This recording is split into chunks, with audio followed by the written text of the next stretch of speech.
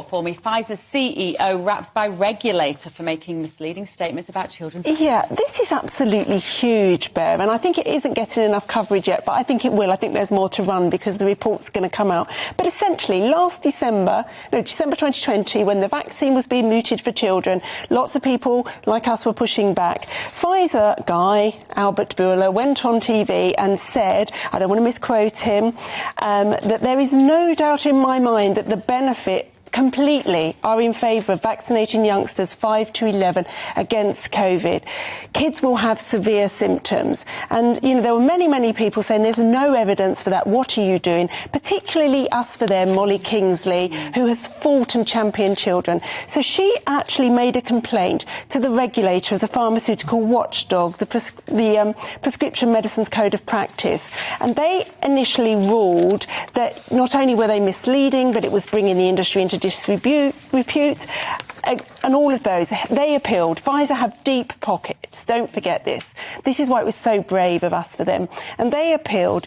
And some of the accusations were dismissed, but the regulator upheld that Pfizer had misled the public on this and that they failed to present information in a factual and balanced way. Now, bear in mind, this is parents. We're trying to give parents the right information, which is what we've been trying to do. We've been trying to say, look, this is the risk of your child dying of COVID or being seriously ill, and actually this is the risk of the vaccine. Pfizer failed to do that, and they've been told off for it. So this is absolutely massive. And now parents need to be told before those kids have any more vaccines. Yeah. Why is this not being talked about more, Tanya Buxton, do you think? Because these are the sort of smoking gun moments that many of us have been looking for, as in the pursuit of transparency. We just want the facts. That's all we've ever wanted. Why is nobody, except largely GBNews, talking about this? But also that the language that, you know, we're accepting that it was misleading.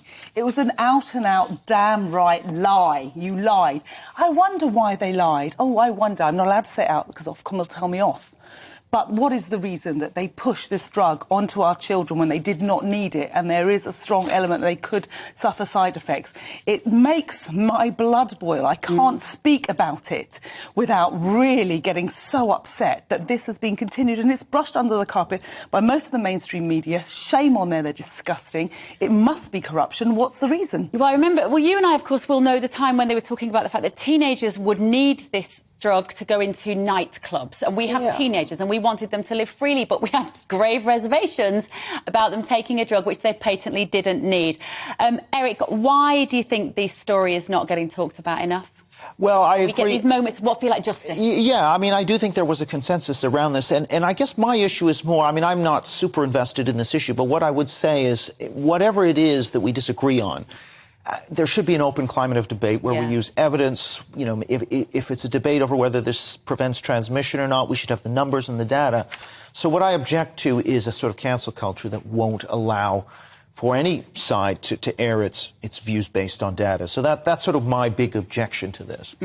Not that it might harm your child and that they might inevitably be damaged by a vaccine that they don't need. If that's right, then I need to hear that, and that's what I'm saying. But if we can't even, if we have the debate shut down, right, then I'm not going to hear that. And that's what I'm saying. The prerequisite is to have the open debate. And also, at the time, when Pfizer appealed this, what they said was that Albert Bourla's comments at the time were based on scientific fact. They weren't. No. That is a lie. There was never any data that healthy children needed this vaccine. Never. Yeah. Of course, it was all, when I look back now and I try to remember, I mean, I can't believe that we're getting towards, somebody just said, you know, it's only a few days till 2023 and we're still processing what happened in 2020. That's how I feel. I'm still getting over it. But if you remember, when the Joint Committee on Vaccines and Immunisations were talking about whether they were going to greenlight it to children, they initially said, didn't they, there is no benefit. We're going to give this decision to the chief medical officers. Yeah, and they made the decision. They did. They were lent on. It took 2 weeks. The JCVI said no, there wasn't outstanding benefit for children for this vaccine. And then within 2 weeks, with lots of MSN media screaming on the headlines online that children needed it. Suddenly, the JCVI said that they had failed to take into account the social benefits of kids having these vaccines. When have we ever given someone a medication for social benefits, which are spurious? Yeah, well, they put into there, didn't they? The mental health of the children, because they might be less stressed if they have this drug, and also the absence from schools. What they failed to account is how many children will be absent from schools and side effects to the vaccines. It was just a complete mess. Hopefully, we're going to see more of this, more of these explanations and more of these people being held to account.